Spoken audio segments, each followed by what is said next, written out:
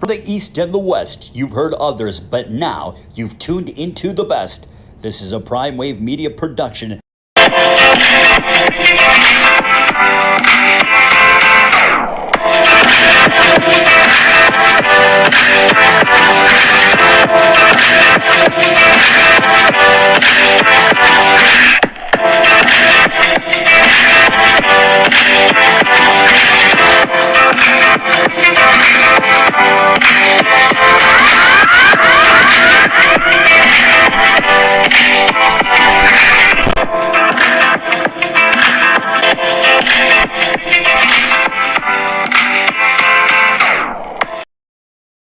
World is the one and only Pop DVICV Primetime Capper. I'm feeling good. I'm feeling great. And it is time for the premier sports betting show, the Primetime Angles. And let's go ahead and jump into our first topic. And it's going to be this.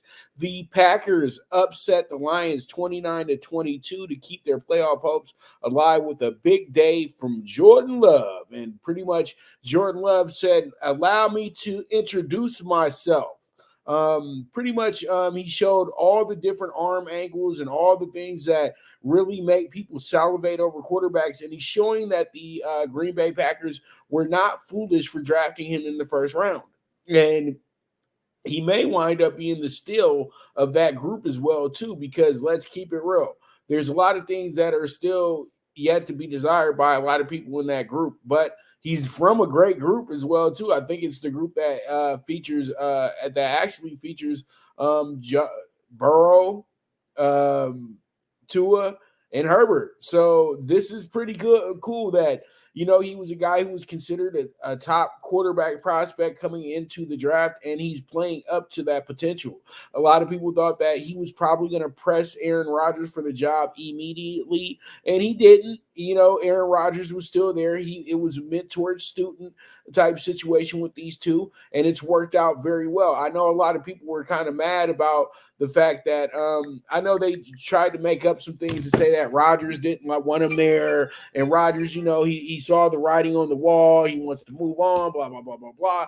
But he shows so much support and love towards Jordan Love. That's absolutely just BS. You know what I mean? That's just to keep the clickbait going, you know what I mean? But at the end of the day, quarterbacks are really close. They're always best of friends on these teams, and they golf together, they camp together, they hang together, their kids know each other. It's just always something that they can always reflect on. These guys are always really good friends. So, it's another example of the patience of the Packers. Okay. You have pretty much a season where you tell Jordan Love, let's just go ahead and figure it out. Let's see what we can do with you. And everything looks good. And then next year, we'll make sure that we put everything together as a solid unit, because they're still sitting up in here paying certain players. And, they're not even on the roster anymore. But that's how the NFL is a lot of times with these guys who guarantee money. So pretty much they're just trying to make sure they open up some cap space. But at the same time, too, when you break down the game, the Packers were just phenomenal yesterday. They were very, very focused. They looked like the group that Matt LaFleur coached the first 2 years he was there, and pretty much led to be the best team in the NFC for 2 years straight record-wise. They weren't the best team overall, but they were pretty good record-wise, and they were a very, very tough out.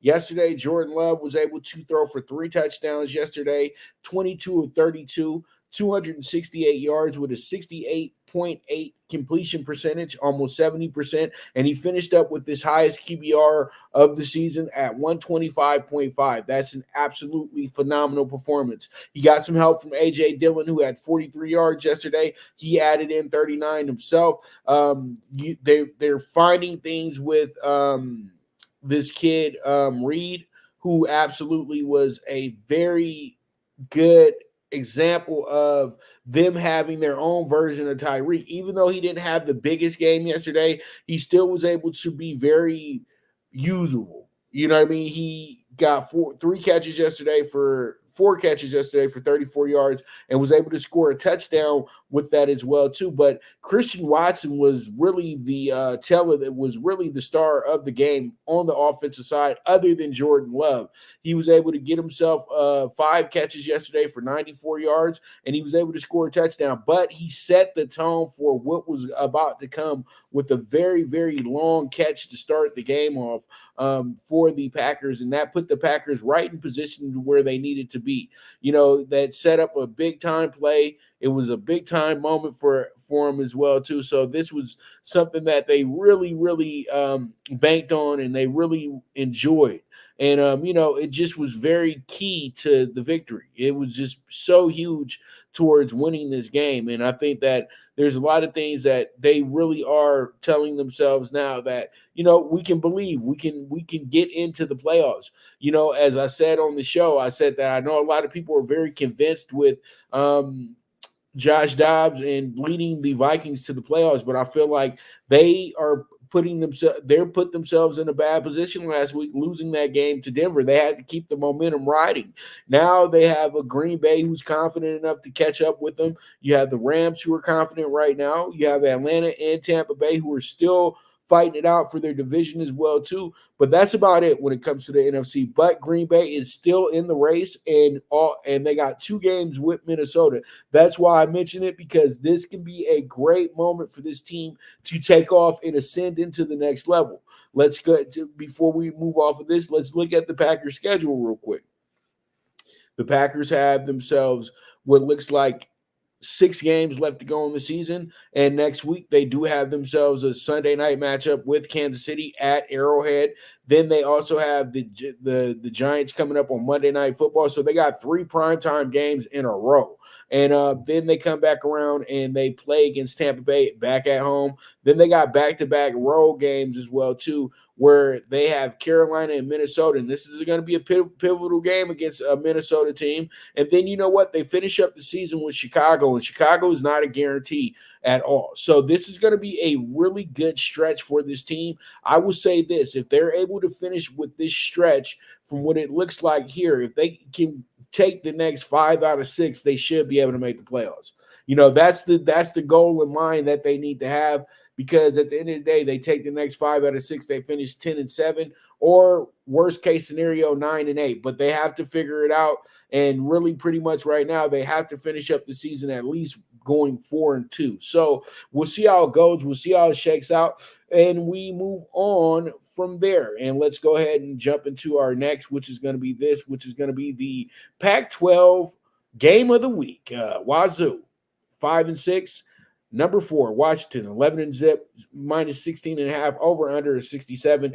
This is the make or break week for Washington to pretty much solidify themselves a little bit more for the top 4. This would be an excellent win, because at one point WAZZU was a ranked team this season, and they do have some credible wins on their resume as well too, with beating Wisconsin. So this will look good for the strength of schedule when it comes to Washington, and this game is by far their toughest game of the season. Even if they're to blow out WAZZU, that would be nice for them, but everybody knows that WAZZU always really does try their hardest against Washington. This is the Apple Cup. This game is real. This isn't like some little pageantry game between 2 interstate rivals or something like that. They have a trophy on the line here. So this game, I truly do feel like this is a defining moment for both teams. Washington State wants to still prove themselves and figure out how they can sneak into one of these smaller bowls this year as well too.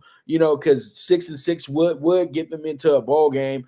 Also, you have Washington, who's trying to stay right here in the CFP. They do have one more week. It looks like it's probably going to be a rematch with Oregon as well, too. They do have that on the resume that they've already beat Oregon. But I would think that, pretty much they have to win these next 2 games, but they definitely got to win today, because if they lose today, they're out of the group. It's that simple. It doesn't matter if they win the conference or win the conference next week. They will be out of the group, okay? Because what will happen is if they play Oregon, they beat Oregon again, then they both get canceled out. It's that simple. You know what I mean? They'll both get canceled out of being in the top 4. That would just be them being some New Year's Eve 6 teams. But when you look at the situation, you have yourself a Washington team that is very focused because they've been able to win these games that that seem like they were about to lose these games. And I know a lot of people probably thinking that, hey, it's a little crazy thinking about this situation and saying that this is one of the games of the week, but it is the game of the week because this is very dependent on this team moving forward and really having a chance at the CFP. When I look at the way that Washington State is pretty much due in the spot, Washington State wound up losing 6 games in a row. And some of these games were settled by 3 points or less. So they had a real good run of it to where they could have at least been a bit better. But the Pac-12 was the toughest it's ever been.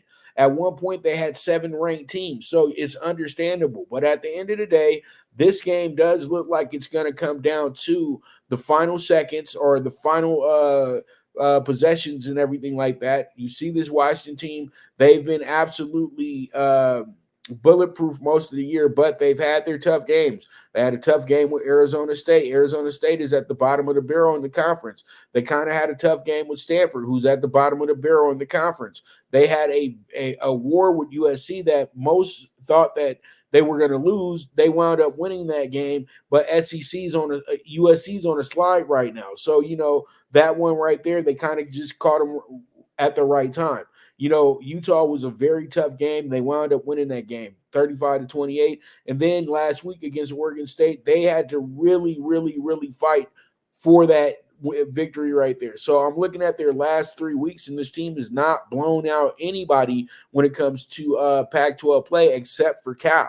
So that's it. But they do know how to put a lot of points on the board. But all in all, my choice for this game is going to be the plus 16.5 to the Washington State Cougars, so we can go ahead and have some spiciness to the game. So pretty much with that, we move forward. Let's go ahead and jump into our next, which is going to be the SEC game of the week. And this is the Iron Bowl. This is between Alabama, number 7 in the nation, going against Auburn, 6-5, plus 13.5 point doggy dog at the house.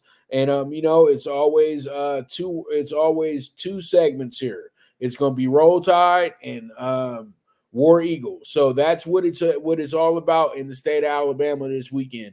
And when you look up at this game, you got an Alabama team that's came in here, and you know what? They started off the season a little rocky and a little edgy there, but since that point in time when they lost to Texas, they've actually won 7 in a row. So this team is absolutely playing at their best. Kilroy is showing that he's well worth the price of admission, because we didn't see that early in the season with this guy. Now he's really killing it. He's balling. He's looking good, and he's doing a lot of good things for Alabama. Alabama's defense somewhat woke up this year as well too, because they were really struggling here in the first half of the season, but they've been much better. They've been keeping games a little bit more honest for teams, and they're not letting teams get out of hand. You know what I mean? And when I say out of hand, meaning to where teams are dropping 30, 40 points on them. That's not happening right now with this Alabama defense. It seems like they got the memo that they need to be top tier or they're not going to be celebrating any national championship. So they really did get the memo when they did lose to Texas. So this game right here with Auburn, I don't see them really overlooking Auburn, because why? You can't overlook Auburn, because this is your biggest rival. This is the one team that does live to beat you. So pretty much the Tide rolling to this one, probably facing their toughest game in the last 6 weeks, okay? Because this is a team that is fearless of them. They don't care. They will try everything in the book to beat Alabama in this spot. Auburn's a team that's very middling this year. We knew that was going to happen. And you know what? Auburn's coming off of a really bad loss against New Mexico State. So you know that this team is going to be laser focused, and they're going to want to get that back, because that was embarrassing losing to a team like New Mexico State, because they paid for that team to come play them as well too. So there's a lot of things that they just want to fix. So with that, I'm going to go ahead and take Auburn with the plus 13.5. It's a rivalry game. I got to do it, man. It is what it is at the end of the day. But yeah, that's what I like the most here. That's what I'm going to rock with here as well too. So pretty much with that, that's going to be our spots for that game right there. That's going to be our spot for the game right there is going to be plus 13.5. And you know what? You guys can all look at my bets list as well, too. That's already dropped earlier today. And pretty much it will be right there for you as well, too. So you guys just make sure to go ahead and circle what you like there, and we'll go from there. So pretty much with that, we move forward, and we have ourselves a very, very fun moment here. You know what time it is. Y'all know what time it is. And it's time for the game, Big Ten game of the week. Man, it's the game of the week for the nation, period. Top 25 game of the week right here. Ohio State, 11 and zip, number 2 in the nation. Michigan, 11 and zip, number 3 in the nation. This is for pretty much the Big Ten title. And then you have Michigan coming in here, 3.5 points favorites. First time they've been a favorite against the Ohio State Buckeyes in the last 10 years, because as you guys all know, the last few years Ohio State had such a dominant run. They were still a big favorite against Michigan, and they lost 2 years in a row to Michigan. Michigan's looking to make this their third win in a row this year against the Buckeyes. And the Buckeyes are looking to not start a new trend of losing to Michigan after spending 20 years literally dominating Michigan. They lost to Michigan 3 times in a 20-year stretch. So they've lost twice in the last 2 years. So pretty much the Buckeyes are trying to make sure that this group does not look like the group of the last few years that really left empty-handed. You know what I mean? At the end of the day, Ohio State was a team that was undefeated going into both games, and they pretty much dropped the ball. You know what I mean? They dropped the ball. Things went left for them, and pretty much, luckily enough, they were able to be in the CFP last year because they were that good last season. And you know what? It was the only right thing to do, because you knew that team had an opportunity of running the table in the CFP because they had did it before. And you have Michigan, a team that was really geared up to be ready to play in a national title game last year, and they got absolutely roughsheded by the TCU Horned Frogs. But you know what? They made a valiant comeback, but it just wasn't enough, man, at the end of the day. They really did get surprised. Their defense hadn't given up more than like 20 points on the season. They wound up giving up 30, 45 points in that game. So, things have been different now. You know what I mean? When it comes to Michigan this season, they've been laser focused on the task at hand to really go out here and try to, not just win the game, but pulverize their opponent, literally mentally make them check out. And that's exactly what Michigan has done all season long. Michigan did run into a close game last week with Maryland. You knew that was going to happen because you know what? They were looking ahead to Ohio State. Also, a few weeks prior to that, Ohio State looked like they were looking ahead for Michigan when they had a little bit of some early issues in the game with Wisconsin. So pretty much there is a lot that goes into this game. It's the game for a reason. You have a lot of future NFL players that are going to be a part of this game as well, too. And then you just got a great rivalry between the coaches. Ryan Day, Jim Harbaugh. Jim Harbaugh is a former Michigan Wolverine. Ryan Day is a former Ohio State Buckeye. Both of them are from the schools of great coaches at Ohio State as well, too. Ryan Day being from the school of Urban Meyer, and you got Harbaugh from the school of Bo Schembechler. So this is absolutely Ohio State, Michigan to the absolute core. Both sides hate each other with an absolute passion. Ohio State can't even call it Michigan. It's the school up north. And so, you know what? When it comes down to this game right here, I'm going to go ahead and take Ohio State to get some get back, get their revenge. I'm going to take them with the plus 155 in this game to actually go ahead and up in Michigan, because really it will be an upset on Ohio State's end because they don't expect Ohio State to beat Michigan tomorrow. They're just kind of being nice here with the 3.5 because they're very confident in what Michigan can do. And Michigan does have a lot of great players that have returned to their team this year that were the center of giving Ohio State absolute fits. But the defense is so much better than they were last season. So Ohio State is really going to make this game a lot closer than most really feel it is. And I think at the end of the day, when it really comes down to depth for your offensive playmakers, Ohio State does one up Michigan in that category, because Michigan has been so defensive hungry this year that who do you really know other than the usual suspects that are actually going to be somewhat of an X factor in this game? They already know who exactly is the killers for Michigan.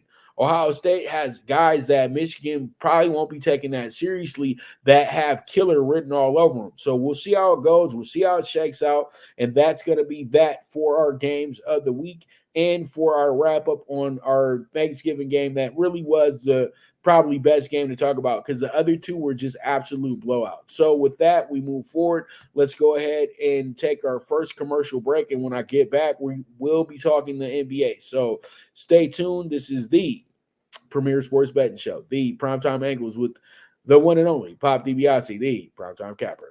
Good News Only Racing Club, led by the legendary Doug O'Neill, the trainer of 2 Kentucky Derby winners and I'll Have Another and Nyquist. Also trained 2-time Breeders' Cup champ Golden Sense, who are just a part of a long list of thoroughbred champions trained by Doug O'Neill. The Good News Only Racing Club has a young core of horses to look out for in Dennis's Celery, Irish Heatwave, and Notre Dame, just to name a few. Win the day every day with the Good News Only Racing Club, a proud sponsor of the NFL Bet Exchange. From the East and the West, you've heard others, but now you've tuned into the best. This is a Prime Wave Media production.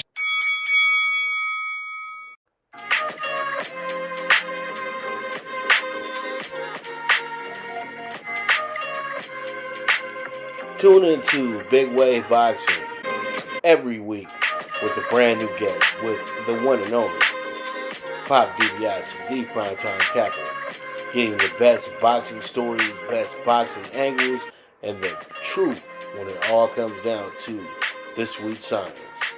Tune into Big Wave Boxing on the Prime Wave Media channel on YouTube.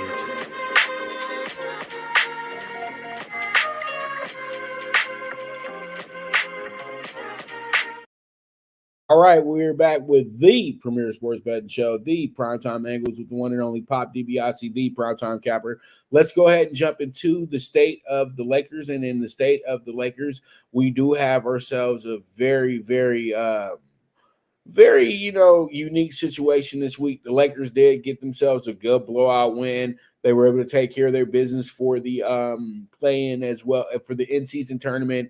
4-0. They got home court advantage for the in-season tournament as well, too. Looks like they are the leaders in the clubhouse for the Pool A situation in the Western Conference. And it looks like that, we might be able to have ourselves a classic in-season tournament with possibly having a Boston Lakers matchup, which would be absolutely epic. But let's get down to the nitty-gritty of things. The Lakers did lose the other night by 3 points. They trailed most of that game the other night, but they were able to have a great fourth quarter where they outscored the Mavericks 32-13, but fell short by 3 points because, pretty much the Lakers defense was a little stagnant Wednesday night, and, just pretty much coming fresh off of a back-to-back, and then blowing out Utah the night before. Things were a little murky for the Lakers, but it really came down to the Lakers' third quarter. I think if the Lakers would have had a much better third quarter, they would have probably won this game by 5 or 6 points, because they've been dominating the fourth quarter lately. They've figured out that, okay, this is the time we lock up on defense. This is the time that we rebound at our highest abilities. And this is when we really sit up in here and we take the best possible shots as well, too. And LeBron James just was on fire the other night as well, too. He really started lighting it up in the fourth quarter. But when I look at his numbers, 9-19, 4 of 9 from the three-point stripe. So, LeBron had a pretty good game, 9 rebounds, 7 assists as well, too, almost a triple-double. And then he limited his turnovers down to 3 the other night. LeBron's averaging almost 5 turnovers a game. But I'm looking at this situation. I think that what threw the Lakers off was starting Max Christie. Why would you start a player that barely plays? I don't understand that. I understand that the Lakers were trying to, keep their bench rotation and their bench situation right. But I would have went ahead and just started Austin Reeves in that spot. Austin Reeves has proven that he's pretty good against the Dallas Mavericks, and I don't think that he would have had these hiccup moments that he usually has. So pretty much when I look at this situation, I say Austin Reeves' 17 points could have been about 5 more points if you would have had him starting in this game. Even though he played starter minutes the other night, still, I just didn't like the fact that you had a guy that's not really playing that much start. That just doesn't make any sense to me, Darvin. You're just doing things. I know you're trying to see where he fits at, what he can do, all that good stuff before you guys really think about sending him back down to the G League so he can really get it together. But I think, though, at this point in time, Max Christie's been with the team for almost 3 years. So pretty much you already know who he is, in my opinion. I don't care. I just know you just know who he exactly is at this time. And, I know that he possibly is a guy that they should probably be looking at trading because Max Christie does bring some value for teams that want to develop players. The Lakers don't have time to develop players. They tried to do this when they first brought LeBron James in, and it didn't work because LeBron wouldn't allow it to work. So it's just what it is right now. So you can't have players that aren't ready in the game. Taurean Prince stepped it up. He was much better. He had 14. Anthony Davis, though, you got to be better. 10 points, 13 rebounds, and only 2 offensive rebounds the other night. I think that was an absolute terrible performance from a guy who's getting paid a whole lot of money. 10 for 13, yes, you got the double-double, but the Lakers need you to score 5 more points so they can win the damn game. They need you to score, okay? And I think we need these other guys, these other big men, who did much better. They got to combine 9 rebounds the other night. Hachimura got 3. I want Hachimura with 5 as well, too. The bench did a good job rebounding the other night. That's exactly what they need to do, but they need to do it at a higher rate as well, too. So the Lakers, they got 2 games coming up on Saturday and Monday. These games are in the East Coast. They got a reunion game for LeBron in Cleveland, so that means that he gets to probably sleep at his old house in Akron. You know what I mean?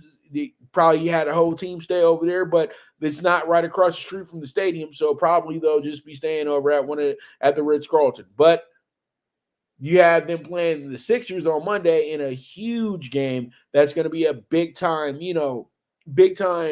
media crush and everything like that, but it's on a Monday night. So pretty much they'll be going up against Monday Night Football. So it is what it is at the end of the day. The Lakers right now, in this 10-game stretch of what I'm looking at, they've done well. And the Lakers in their last 8, they've won 6. So this is good for a team that started the month off 1-3. So the Lakers are sitting in a good position, 9-5 on the month. That's looking really good. And then they are 11-7 on the year. So that's going to be something that actually 9-7 on the year. I'm so sorry. They're 9-7 on the year. They won their last 6 out of 8, and they're 7-5 this month to be exact. So sorry about that. They're actually 7-5. But the Lakers 9-7 right now. I wouldn't worry about a thing, to be honest with you, because it's not really anything to worry about until you get past the All-Star break. The Lakers right now, they're a middling team. They'll get better as time goes. The chemistry's picking up. So we'll see how it goes. We'll see how it shakes out. We move forward from there. All right. So let's go ahead and jump into our next topic at hand. And it's going to be NBA Friday night. NBA Friday night, we have ourselves a kind of a full slate. Not really. But we do have a lot of teams playing their tournament games tonight as well, too, because we didn't have a lot play Tuesday night. So we got a lot playing tonight. And up first, we have this game right here, which is going to be the Nuggets and the Rockets. The Nuggets coming to this game 10-5. The Rockets are 7-6. The Nuggets are looking to put themselves in position to keep the consistency, even without Jamal Murray there. They're trying to really build something here, but it's been a struggle. I've said this a few times, and I talked about them the other day, and I actually faded them the other day, and we had Orlando. Orlando wound up winning that game by 5. So that was pretty good for us for our little record when it comes to the NBA dogs of the day, because I am keeping track of that to report that every month. So yeah, we did have that in hand. And pretty much the Nuggets were able to get themselves the Nuggets were able to pretty much It's not looking good. The team's lost 3 out of 5, but that's okay because the team started off the season 6-0. So, they're just going through the motions of everything. And it's funny because they had an undefeated month in October to start the year. They started 4-0 to be exact. And, throughout their first 10 games, they had actually won 9 out of the first 10. But since that point, they've actually lost their last 4 out of 6. But it happens because you're trying to figure out how life can be without your other star. And that's just what it is. Now, they are going against a Houston team they already lost to by 3 in Houston. So they double back with this game. And you know what? Houston's going to be really confident because Houston's been playing really good basketball. But Houston did go to California and have get swept for the weekend series pretty much that they had out there in Cali. They got beat by the Clippers, Lakers, and the Warriors, and all those games they lost by 5 or less. And so this team is really, really thirsty to get themselves back to winning because they've been playing great basketball. So what do they do? Wednesday night, they blow out Memphis by 20. So tonight, they're looking to try to get themselves in the right position to keep things going afloat. And you know what? They want to get a big time win here in this tournament because they've been playing good. They've got tournament wins up under their belt as well too, and this would be a huge one beating the Denver Nuggets. So tonight with this one, I'm gonna be really simple. I'm gonna take the over 214.5. Let's see how it goes. Let's see how it shakes out. We move forward from there. Our next game coming up is going to be this. It's going to be the Bucks and the Wizards. The Wizards coming here 2-12. The Bucks 10-5. The Bucks are 11.5 point favorite. Over under 245.5. You have a Wizards team that's really trying to figure out who the star of their team is. I know that Jordan Poole has volunteered himself as the star of the team, but he ain't no damn star of the team. I would say that Kyle Kuzma should be your de facto leader because Kyle Kuzma is the only one with the title ring. Kyle Kuzma was the only one that was a part of a team where he was a vital piece to that title ring as well too. And pretty much I think that you need to have the guys that know how to lead and the guys that know how to really win in this league be in charge of your team. And he's averaging the most points on the team. So it's his damn team, not Jordan Poole's. You know what I mean? So pretty much that's what it is. But at the end of the day, the Wizards are playing bad basketball. It's very easy to see that.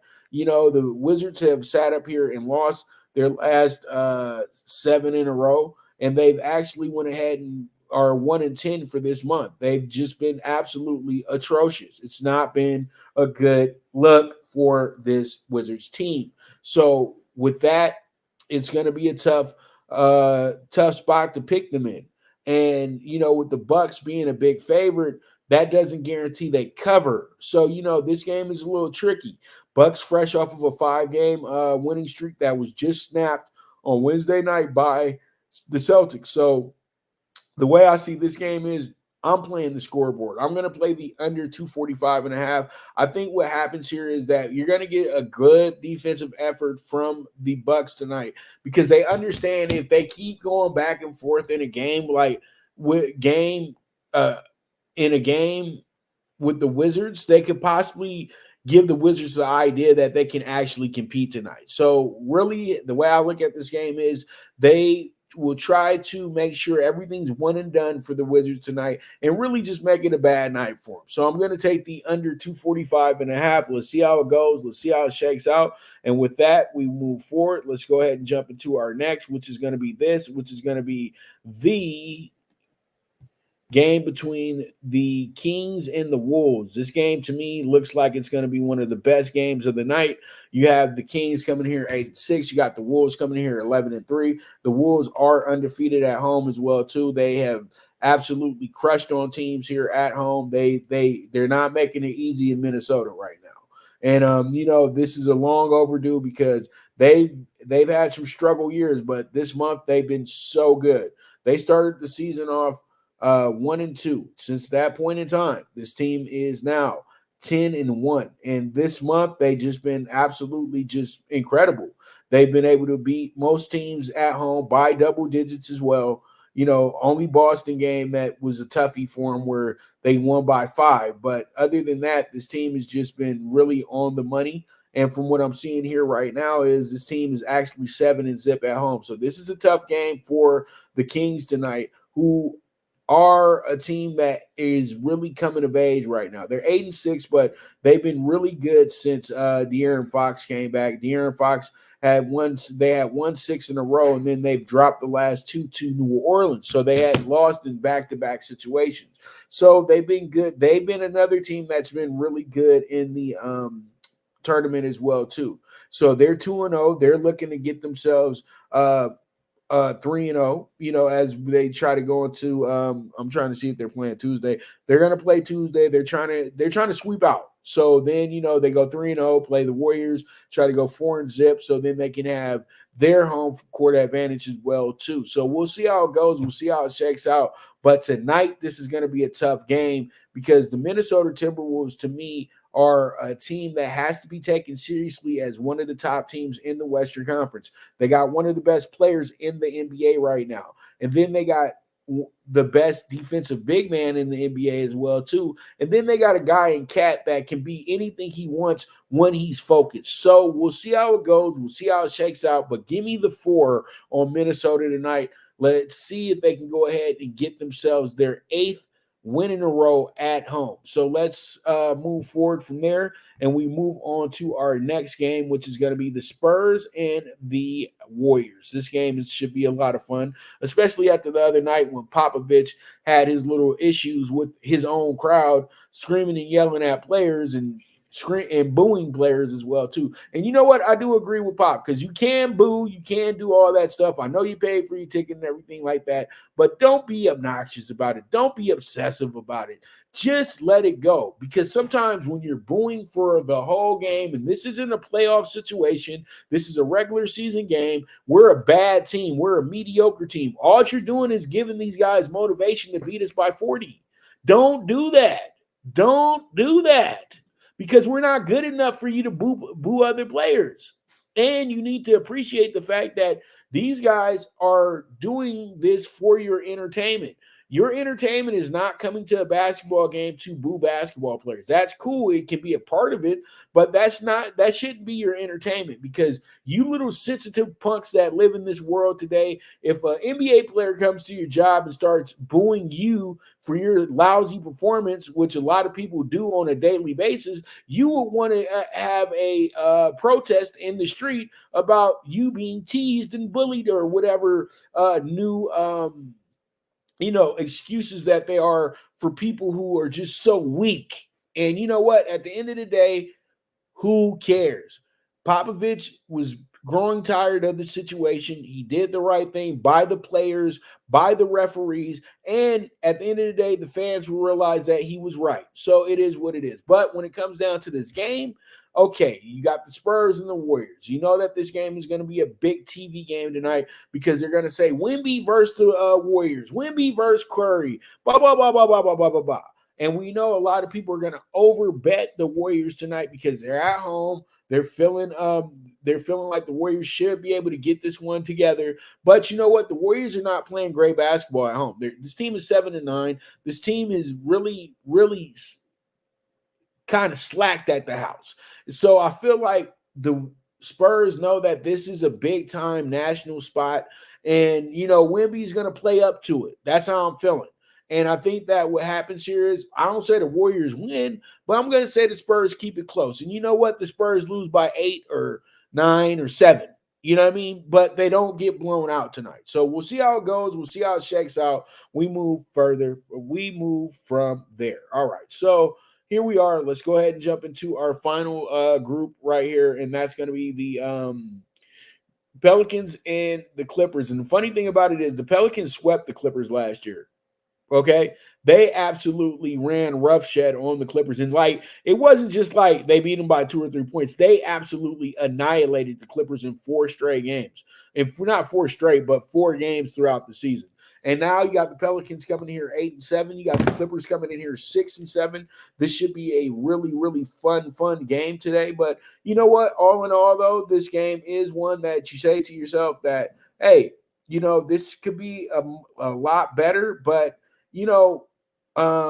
teams are just still figuring themselves out.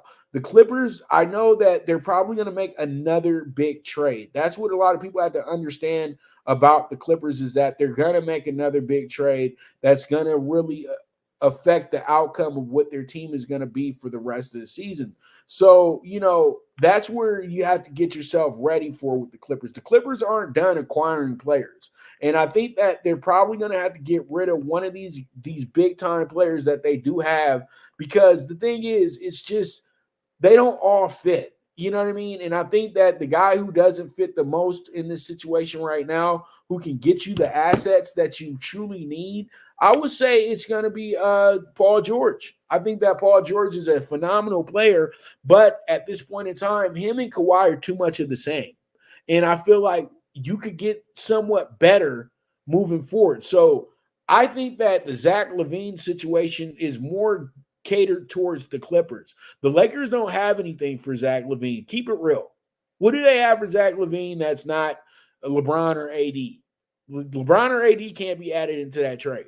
So I think when you look at the Clippers, they're willing to go ahead and be stupid. And that's the whole thing. And the Clippers know that this team right here is set up to win a championship. They're not set up to just be competing and trying to get butts in the seats and get yourself prepared for your new stadium. No, these guys are here to try to get the Clippers to the conference championship again and to get the Clippers to the NBA Finals. You got 4 future Hall of Famers. They're not coming here to just be pageantry. They're coming here to win basketball games. And the Clippers got to get it together. This has been a really real struggle for them. But tonight, I feel like Zion's going to put on a show in LA. I know Brandon Ingram always is up to putting on a show in LA as well, too. So I'm going to go ahead and take the Pelicans tonight with the plus 170 to get the big upset. And you know what? They're playing great basketball this week. After struggling for a bit, they're to start the month off, they've been really good the last few games. And when you look at it, you say to yourself, you got to go ahead and ride that hot hand. They just got done having good back-to-back wins as well, too, against a very, very good opponent. So, this team, you can trust them in the long run, in my opinion. And I think that the Pelicans tonight, they should be good money. I'm looking at them right now. They've won their last 4 out of 5 as well, too. And you know what? They beat up on a Sacramento team that is giving everybody in the Pacific Division fits. So what can the Clippers do? But the Clippers are fresh off of 3 games in a row. But come on, they beat Houston and San Antonio twice. So those games are a little bit more easier for an opponent. So they're going to really have to step it up tonight against a very good New Orleans team that really does love playing the Clippers. Even when they're not that great, they still whoop them up. So we'll see how it goes. We'll see how it shakes out. And with that, we're going to take our final commercial break. And when I get back, we will jump into Talking Tickets. So you guys stay tuned. This is the premier sports betting show, the PrimeTime Angles with the one and only Pop DiBiase, the PrimeTime Captain. Now you and your friends can compete in the sport of kings and win big with Stable Duel. Get the app, pick your horses, and get in on the thrill of horse racing with daily games competing against other players. Bring home the glory and the cash and move up the annual leaderboard while you leave your competition in the dust. Get in the game with Stable Duel. Play, race, win. Good News Only Racing Club, led by the legendary Doug O'Neill, the trainer of 2 Kentucky Derby winners and I'll Have Another and Nyquist. Also trained 2-time Breeders' Cup champ Golden Sense, who are just a part of a long list of thoroughbred champions trained by Doug O'Neill. The Good News Only Racing Club has a young core of horses to look out for in Dennis's Celery, Irish Heatwave, and Notre Dame, just to name a few. Win the day every day with the Good News Only Racing Club, a proud sponsor of the NFL Bet Exchange. All right, here we are. Let's go ahead and jump into our final segment of the show, and that's going to be Talkin Tickets. And up first, I know possibly you guys are going to get a little mad at me about this one, but I did just tweet it out. This is going to be the NFL Black Friday bets. We have the 9.5 to the Dolphins for this one. You guys already know with the show and everything like that. Also, the over 20.5 first half today as well, too. And then we have the plus 1.5 to the Jets first quarter. And then you know what? I got the Dolphins on the alternate line tonight with the plus 120 to go ahead and win this game as well, too, by 2 touchdowns or better. So that's going to be our NFL Black Friday bets, the first ever Black Friday game, which is on Amazon Prime as we speak. So we move forward. Let's go ahead and jump into the Tulane game. Tulane's coming in here at PrimeTime PK6, 57-1. We're going to kick it off with Tulane at minus 175. Then we got New Mexico, who's playing in their spot today at plus 170. That's going to be a really good game because it's really a toss-up. Then we also have the over 45 with Air Force and Boise State. And then we have the under 53 with Missouri and Arkansas. And then we got 2 big numbers here for the spreads. We got Michigan State plus 22. And then we have Oregon State plus 14. This is going to give us a 57-1 ticket. Big, as I always like to say, small risk, big reward. Let's see how it goes. Let's see how it shakes out. We move forward from there. All right, we have the CBB PrimeTime PK6. We have a 64-1 ticket. I'm kicking it off with Virginia Tech at plus 180. We also have Boise State with the -4 here as well. We also have plus 18 on Marshall. And then we have Michigan today with the -140. And then we kick in the plus 6.5 with Ohio State. And then we have the -5.5 with Oregon, 64-1. And this will be a very, very good value play for anybody who's looking for some big money and hoping that they don't have to put too much on it. You can put $20 on this bad boy and get back $1,280. That's a $1,300 hit. So let's see how it goes. Let's see how it shakes out. We move forward from there. All right, we have our final group here, and that's going to be the NBA Super High Five, which is 35-1 tonight. You put 20 on this bad boy, you'll wind up getting $700 back. So we'll see how we can do. Hopefully, we can get these bad boys home. But we got the over 214.5 Nuggets Rockets. We also have the under 246 with the Wizards and the Bucks. The -4 with the Wolves. The +10 with the Spurs. And then our NBA dog of the day, the Pelicans money line plus 170. Let's see how it goes. Let's see how it shakes out. But that's going to be talking tickets for you guys today. And pretty much that's going to be a wrap on today's show as well, too. So I thank you guys very much for tuning in. And also, you guys know I've just mentioned the Super High Five for you guys because the other day when we played the Super High Five before we went into the holidays, that actually hit for 31-1 the other day. So anybody who tell that you came up with some nice money. So pretty much let's do it again. You know what I mean? So with that, thank you guys so much for tuning in. I'll be back Monday at 11 a.m. So be ready for that. We'll be talking a bunch of NFL. We'll be talking some college football as well, too. Possibly some college basketball as well. And talking about the results of this weekend's boxing match as well, too. So you guys make sure to tune in for all of that. And once again, this is the premier sports betting show, the PrimeTime Angles with the one and only Pop DiBiase, the PrimeTime Capper. And as I always say, bet with your head, not with your heart. The movement is moving. And I am gone. Now you and your friends can compete in the sport.